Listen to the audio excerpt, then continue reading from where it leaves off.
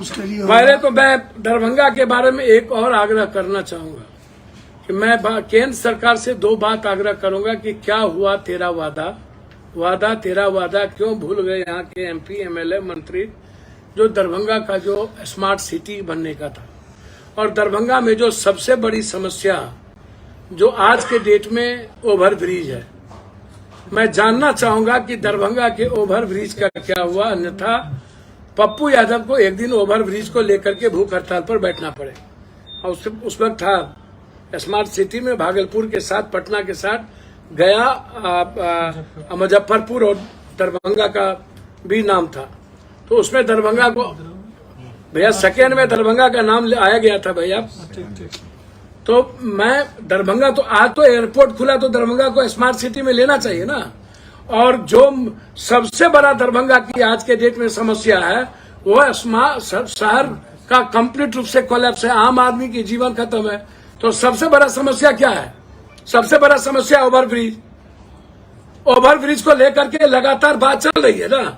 तो दरभंगा को ओवरब्रिज में क्या परेशानी है, जबकि दरभंगा स्टेशन सबसे अच्छा रेवेन्यू देती है।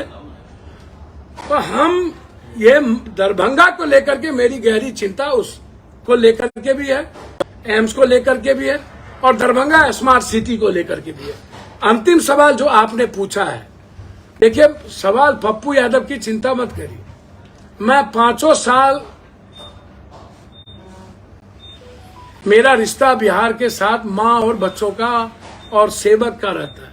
5 साल हम राजनीति नहीं करते हैं, सेवा करते हैं और कंप्लीट रूप से सामाजिक सरकार जो जिससे आम आदमी की जिंदगी बचे और आम आदमी को न्याय मिले, मैं लगातार प्रयास करता हूँ। राजनीति पार्टी जो है वो चुनाव के ठीक 3 महीना 2 महीना 6 महीना से शुरुआत करती है। कोई भी पार्टी 9 महीने को मात्र चुनाव बचा है और अब लोग चुनावी मोड में आ गए। चुनावी मोड में आप लोग काम करेंगे। मेरे लिए पर्सनली मैंने पहले भी कहा कि हमारी पार्टी बहुत छोटी है। 2024 पप्पू यादव 1 लड़े या 2 लड़े या 1 लड़े, मेरे लिए सवाल बहुत क्लियर है। मेरी पार्टी किसी भी कीमत पर किसी के साथ मर्ज नहीं करेगी। मेरी पार्टी गठबंधन के हिस्सा चाहती है।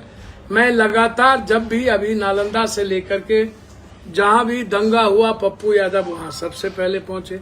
जब बेटी बचाओ बेटी पढ़ाओ के सवाल पर लड़ाई हुई तो पहला लड़ाई शुरुआत दिल्ली से पप्पू यादव गए, जबकि कोई राजनीतिक व्यक्ति हिस्सा नहीं था। तो मेरा बहुत क्लियर है इस मामले में। विपक्ष पर जब जब हमला हुए हैं और देश के मामले में जब भी कोई सवाल खड़ा करने की बारी आई है तो कांग्रेस के साथ विपक्ष के रूप में पप्पू यादव हमेशा से नफरत की राजनीति और देश को कमजोर करने वालों के खिलाफ सबसे ज्यादा ट्विटर पर और सबसे ज्यादा आवाज दिया है। मैं महागठबंधन और विपक्ष के सबसे बड़ी भूमिका में, विपक्ष की भूमिका में बिहार में 5 साल रहा हूं। लोग अलग अलग रहे, कभी वो एनडीए में थे कभी वो कहीं थे, लेकिन पप्पू यादव लगातार 5 साल लोकसभा और विधानसभा चुनाव हारने के बावजूद भी मैं विपक्ष की भूमिका निभाया हूं। आज भी मैं चाहूंगा कि मैं महागठबंधन का हिस्सा रहूं।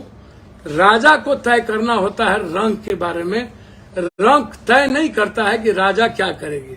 मैं आज भी तय करना है महागठबंधन में कांग्रेस को पप्पू यादव की जिम्मेदारी क्या होगी या पप्पू यादव की भूमिका और औकात क्या है, तय करना है नीतीश जी और लालू जी को। उसमें मैं ना 3 में हूं ना 13 में हूं, ना मैं है तो नहीं कि हम तो हमेशा से कहते हैं कि मैं विपक्ष का और महागठबंधन का मैं हिस्सा हूं और हिस्सा समझने की जिम्मेदारी किसी और की है। अब हमसे आप बराबर सवाल ये पूछते हैं, चुनाव लड़ने की जब बात आती है तो मेरे लिए चुनाव का कोई जगह कमी थोड़ी है। 23 तारीख को आमंत्रण आपको मिला है? सर मैं जब 23 तारीख को बड़ी पार्टी जब सभी लोग वहां पर है और वो कहती ही है कि मैं पहले भी कहा कि अभी उन्होंने कहा कि छोटी दुकान की क्या, मैं कहता ही हूँ कि भाई यदि छोटी दुकान की जरूरत नहीं है तो पुराने जनता दल को रिफॉर्म करिए। समाजवादी पार्टी, आरजेडी, जदयू, जितने पुराने लोग हैं सब लोग एक होकर के दुनिया को, भारत को मैसेज दीजिए कि हम फिर से एक सशक्त विपक्ष के रूप में और एक होकर के कांग्रेस के साथ मिल करके छोटी छोटी पार्टियां छोड़िए, एक होइए और 2-4 पार्टी एक होकर के पूरे देश में इसको चैलेंज करिए। बीजू जनता दल से भी बातचीत करिए। नवीन तो उस वक्त बीजू दादा भी इसी पार्ट के हिस्सा थे, सबसे आप बात करिए। तो इसीलिए मुझे जो बात आप कह रहे हैं कि आप जा रहे हैं, भैया मैंने पहले भी आपको कहा और मैं आज भी आपसे एक बात कह रहा हूं कि जब इफ्तार पार्टी हो रही थी तो निमंत्रण दिया तो मेरे लिए मुझे खुशी हुई कि महागठबंधन ने हमको निमंत्रण दिया। ये मेरा सम्मान था, उसमें कोई कुछ बोले मुझको उसमें कोई आपत्ति नहीं है। जब मेरी जो भूमिका है वह एक ही लोकसभा की है ना, 2 ही लोकसभा की होगी ना, 3, 4, 5 में थेथरोलॉजी और निर्लसता पार नहीं करता हूं। और मैं बहुत क्लियर हूं कि मैं इस बिहार के सकारात्मक राजनीति का हिस्सा हूं और उसी हिस्से से मैं चलूंगा। चुनाव हमारी पार्टी मजबूती के साथ लड़ेगी और हम आपको भरोसा देते हैं कि आप चिंता न करिए, 2024 में आपको पप्पू यादव सकारात्मक राजनीति का हिस्सा दिखेगा।